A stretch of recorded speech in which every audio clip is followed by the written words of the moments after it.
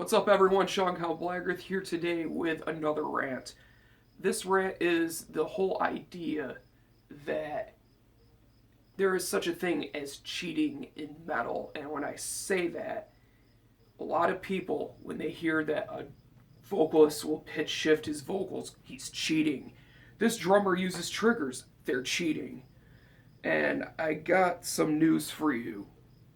They're not. However, an artist wants to portray and create their music is up to them. Now, you don't have to like it by any means, and if you don't, that's perfectly fine and acceptable. But what I'm saying is quit saying a band is cheating because a vocalist may pitch shift his voice or layer it. Don't say a band is cheating because their drummer uses triggers. And I actually have a theory about this, about the hatred for triggers. If you don't like triggers in themselves, the idea of it, that's one thing. And if you don't like how some of them sound, that's fine. I don't like how a lot of triggers sound. And it all comes down to the drummer's preference. A lot of them sound like total fucking garbage. And that's because they pick a very bad sample to replicate the drum sound with. There's only two types of people that don't like drum triggers. They claim they do. That is, they don't understand how drum triggers work, or they're a terrible drummer. And here's what I say, why I say that. The drum trigger itself will go to the kick drum. We're going to talk about the kick specifically because that seems to be the big gripe that everyone has. So, you take the trigger and you put it on the rim of the drum. It has this little piece that goes to the kick drum head, and it will pick up any vibration that happens on that drum head, and then it will go to the module, and what comes out of the module is the new sample, the new drum sound. And a lot of people hear like that really clicky sound, and they're like, oh, that's triggered. Well, it could be, or it could just be someone is very bad when it comes to miking drums. The thing is, though, the reason why I say people don't understand how they work and people that are shitty drummers, this is why I say that. A lot of people think because it just picks up a vibration, you can just have the beater about that close to the head and tap. And they're like, oh, he's a drummer, it taps. So what? Have you ever actually played drums? Do you realize how hard it is to actually go really fast and just tap? That shit's harder than just as hard as doing a full stroke hit. Now, that's one gripe that I have. And the other is you have to be so precise when you use triggers because if you have any mistake, you'll hear it. Plain and simple. I remember the first time I played drums with triggers ran through headphones. I couldn't believe what it was picking up because I thought I was sounding pretty good until I actually could hear the kick. I was completely off. And I feel like the people that have tried out triggers and they're like, oh, they fucking suck, it's because they suck as a drummer. The whole idea that they're cheating, though, is absolutely absurd in the aspect of music is art and art has no rules. It's the whole idea that I always talk about when it comes to lyrical themes and people being pissed off that this band is an NSBM band or they're a Christian black metal band or whatever the hell. I think that's absolutely ridiculous.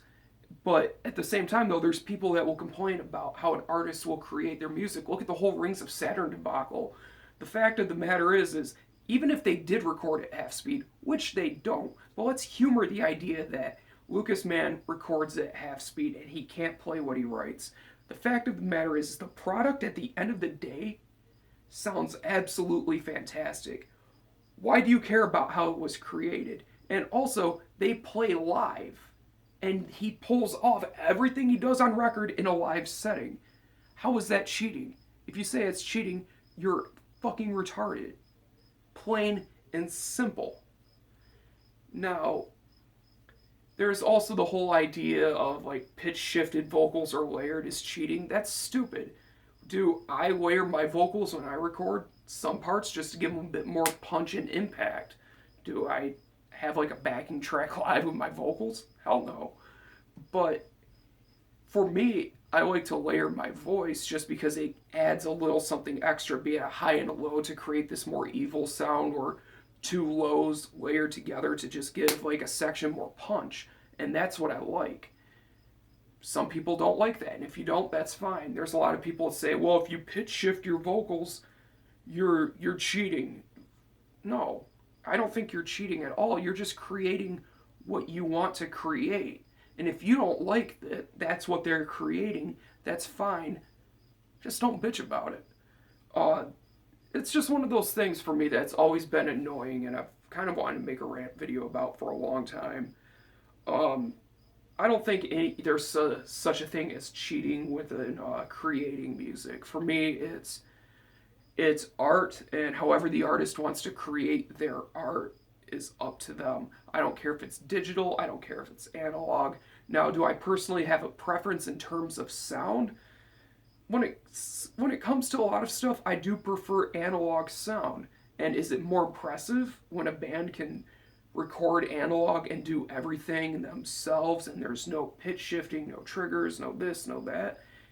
Yeah, that's relatively impressive. Absolutely. That definitely is. Like, Agaloc's a prime example of a band that does that. But in my opinion, though, if a drummer uses triggers or not is completely irrelevant to me as long as it sounds good at the end of the day, as long as they pick a good sample.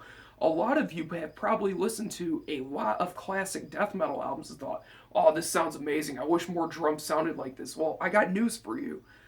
A lot of those albums have sampled drum sounds. Those are not the drum sounds that were recorded on the mic. They replaced those sounds.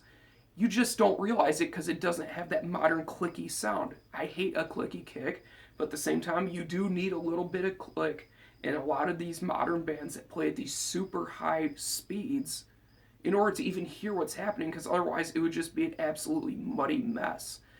And I guess that's all I gotta say. This is just something I've been wanting to get off my chest for a few years now, and I finally decided to get around to opening my big mouth about it. But that's the end of this video. If you enjoyed it, that's cool. If not, whatever. Thank you guys for watching. Thank you for subscribing, and I'll see you in the next video.